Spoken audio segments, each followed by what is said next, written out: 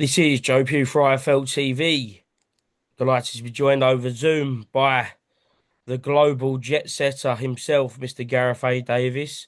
Gareth, when was the last time you was in the UK? Uh, Friday, Saturday, Sunday. Oh, so you come back.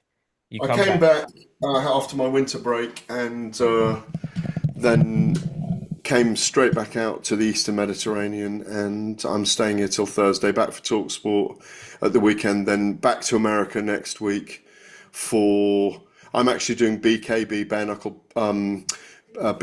knuckle in Miami, their 50th event, 4 world title fights on the line, even though there's Adam Azim, Josh Kelly, Shaka Stevenson and Teo Lopez that weekend as well. So it's an incredible weekend for combat sports. Yeah, massive week of boxing. Now, let's actually start with Adam Azim because obviously the narrative will be going into that fight, Dalton Smith, as the narrative has been for the last 18 months, 2 years. Um, do you think from a Dalton Smith side of things that they will wait for Adam Azim to get a world title before that fight happens? They may do, but it will all depend on how big they believe Adam Azim has become on the BBC. If he went on to, if he wins against Lemos and goes on to Traitors and goes on to Strictly Come Dancing and makes a huge name for himself and becomes a mainstream crossover star with the British public, they may feel that they can sell out a big stadium or an outside stadium in the summer. But um, I think Dalton may have to defend that title, the £140 title, against maybe Puello or Martin first of all, before he fights Adam Azim. Adam Azim's got to come through Lemos, who's no mug either, no dummy. But I think he'll look good against him. I also think that stylistically, even though Dalton was amazing against Gabriel Matis, that I think stylistically, Adam Azim is not good for Dalton Smith as well. Movement, elusiveness, all those kind of things. I'm just going to put my light back on here. Hang on. Elusiveness, stylistically, he's a difficult prospect for Dalton Smith. But it's a fight we'd love to see. But you look at where Dalton is right now. He doesn't need Adam Azim right now.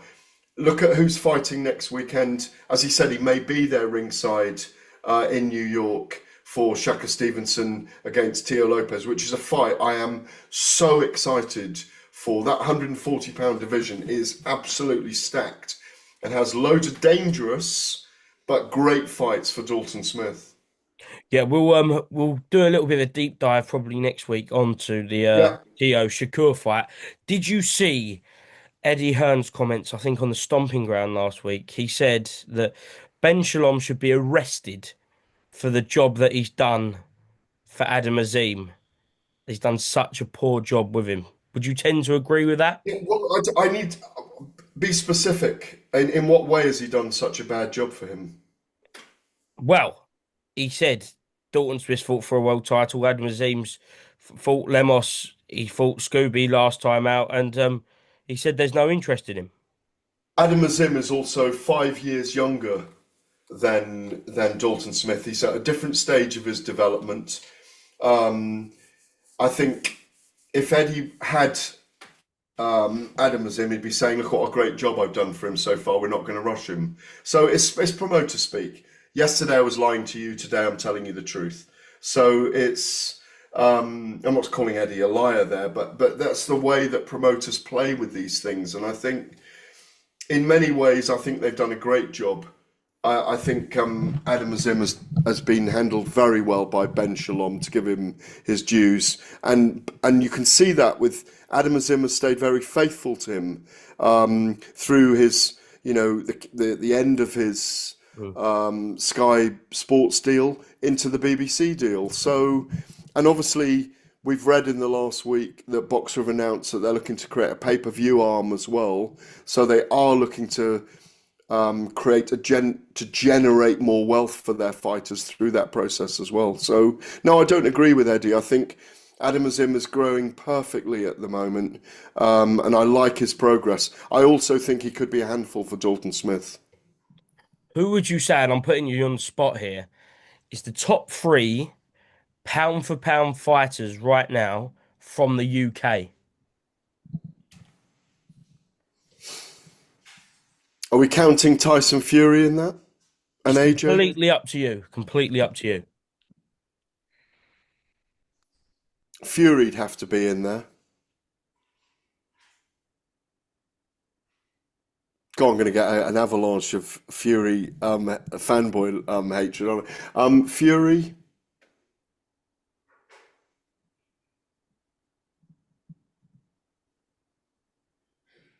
Nick Ball,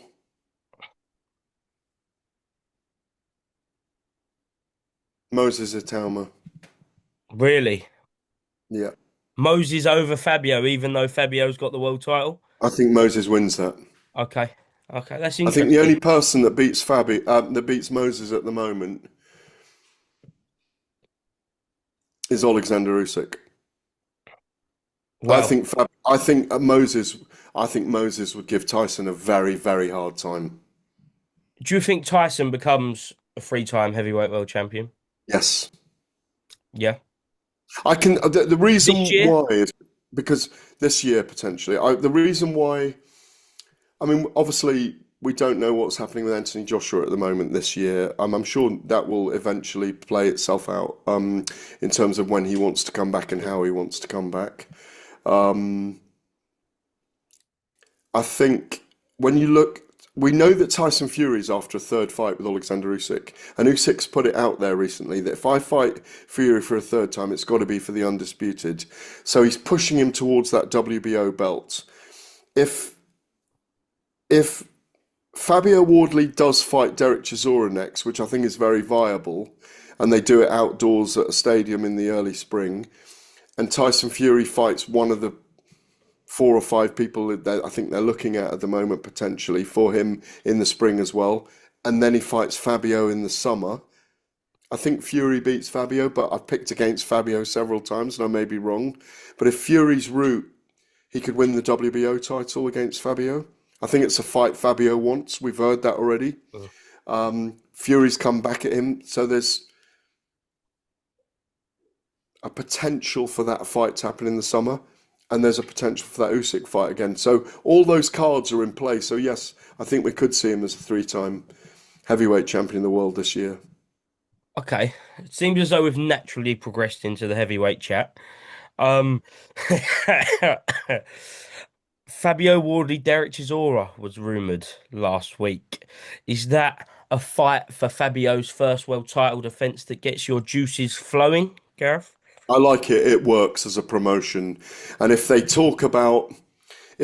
have that fight, they're pretty much, that's a Queensberry fight.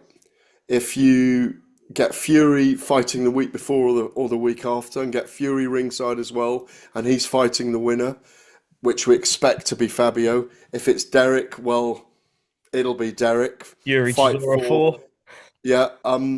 I think they both work together as really big promotions, and I think that does work. So that's how I would do it if I was promoting it. There is a little bit of a fairy tale in this that Derek Chisora could fight and potentially win a world title in his 50th and final fight. Yeah.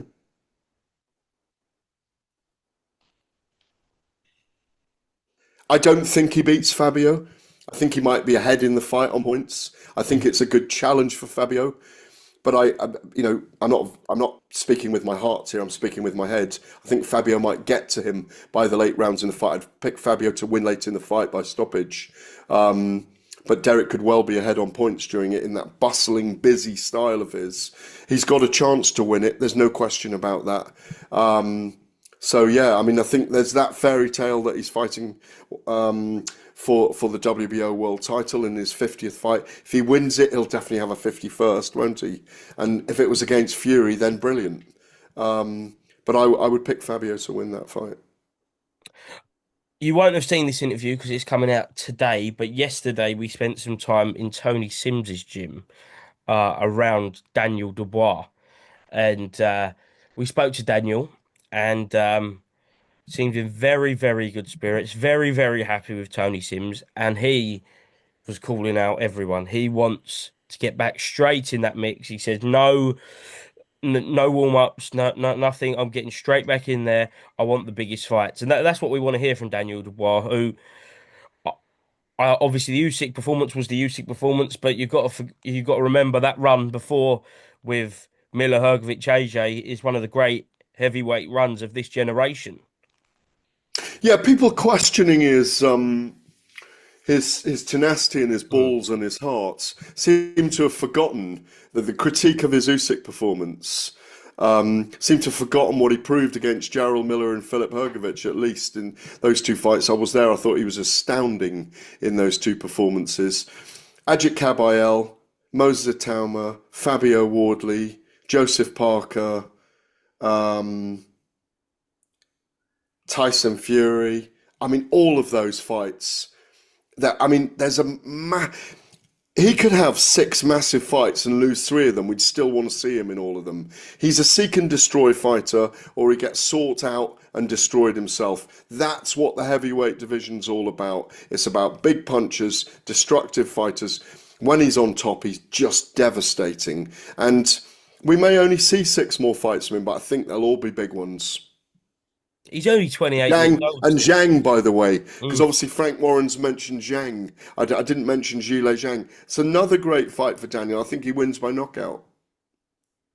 Okay. It's going to be an exciting time for the heavyweight division, not least Usyk Wilder. Let's see how that plays out. But do you, do you expect the belts to fragment even more by the end of 2026?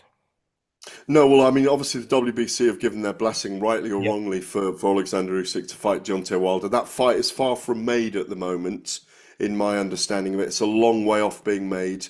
Obviously, there's talk about IVB, IV boxing, I visit boxing, Ed Pereira. There's a lot to go. I think there's a lot to go there with that promotion to be set up, even though they've probably announced very early the July 11th event in San Francisco. They want to break the 135K record of attendance in America, or attendance for a boxing event. There's a lot of work to do there, is my understanding, given that there's no meat on the bones being given there yet, and I wish Ed Pereira all the best with that. Usyk's come out and said exactly what we all said all along, those of us with skin in the game, that understanding why he wants to fight Wilder. Two wins against Dubois, Joshua, and Fury completes the era with a victory over Deontay Wilder. So let's see that fight get off the ground. There's still talk about Derek Chisora and Deontay Wilder, by the way, which is a fight that Derek wants.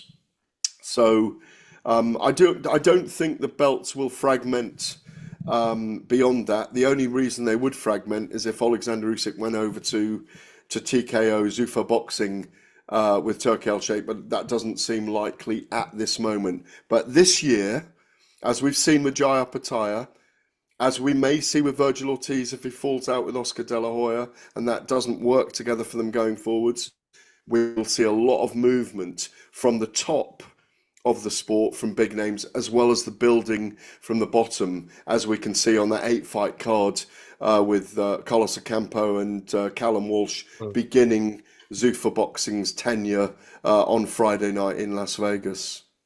Yeah, Friday night it all kicks off with Zufa Boxing Dana White. There's a lot of excitement around the first kind of quarter, their first three shows that have been announced with Charles Martin, FA at Jagba last week with the signing of Jai Opetaia.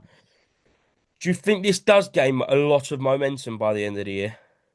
Oh, I think they do. They'll be brilliant. They'll be Mm. brilliant at what they do. But the algorithm for MMA is very different to the algorithm of boxing. So the nuanced way in which they do it is not just going to be from the bottom down. There will be some top from the bottom up. There will be some top down signings. I think as fighters become available, you've got to think about the power, the monetary power, the financial power that Dana White, Paramount, and Turkey Al Sheikh have together. I mean, it's an extraordinary melting pot to be able to sign anyone. We've also got ring events. We've got Riyadh season events. Turkey's involved with Shaka Stevenson and Tio Lopez. I know we'll go into that next week. He's involved with Ryan Garcia and Mario Barrios. So they are beautifully positioned, even though they haven't managed to get that adjunct to the Muhammad Ali Act through Congress yet, which is a big stage for them this year if they're able to politicize what they're doing. I've been reading and listening to a lot of what's been said in America with people with skin in the game over this, and they're saying that TKO are trying to get a push from the White House to get this through Congress as well. I don't necessarily agree with it. I think there are some benefits in what they're doing, but there could be some negative effects as well to controlling monopoly effects. So it's for us as observers of the sport, as analysts of the sport, as interviewers of people, it's a fascinating time for the sport. It all adds to the fact that there's more competition between promoters. America is getting the uplift that it needed, the facelift that it needed. And I think it's going to be a great time over the next 2 or 3 years, Joe. Do you think US boxing, as you say, we're observers of the sport, needed that little shot in the arm? Because we've seen over the last 10 years, a lot of broadcasters pulling out, starting with HBO, ESPN, that have with Top Rank, and I feel like from the outside looking in, there's a lot of uncertainty. And obviously, whilst Eddie Hearn will be the first person to say he's doing the best in the US, but there's got to be competition, isn't there? I wouldn't say it's been troubled for the last 10 years. I mean, I think, I think after Canelo's still been big in the United States, Wilder's still been fairly big over there. There's been some really big events without it capturing or being a massive feature on the very crowded mainstream sports and entertainment landscape. But I do think the fact that you've got a very high profile figure in Turkey Al Sheikh, obviously the most influential figure in boxing right now, aligning himself with Dana White and Zufa boxing being created, lights a fire under the giant bonfire that it needed. And I do think it'll herald a new era and more interest in the era. I do think Top Rank and Golden Boy will reassign. I do think Al Heyman and PBC will grow again. I think it'll help them that these guys are coming into the market. Yes, I imagine some of their fighters will go over to TKO. Money, timing, and ego. I always talk about those three things in boxing, and the most important one of them is money, because money makes the sport go round. It talks in the sport. It gets fighters. If the money's right, the fighters will go to those fights. It's a bit like Jaya Pataya at the moment. Doesn't need the IBF belt. We know he's the number one in the cruiserweight division. He's the Ring Magazine champion. There's no doubt about it. So it's just who they match him with before they move him up to heavyweight, which they are to do with surety within 2 or 3 fights. So I think the paradigm shift, I think the movement, Joe, is a really good one for the sport. Boxing being strong in America is a great thing. Look at the fun we had over there with Tyson Fury and Deontay Wilder in those 3 fights.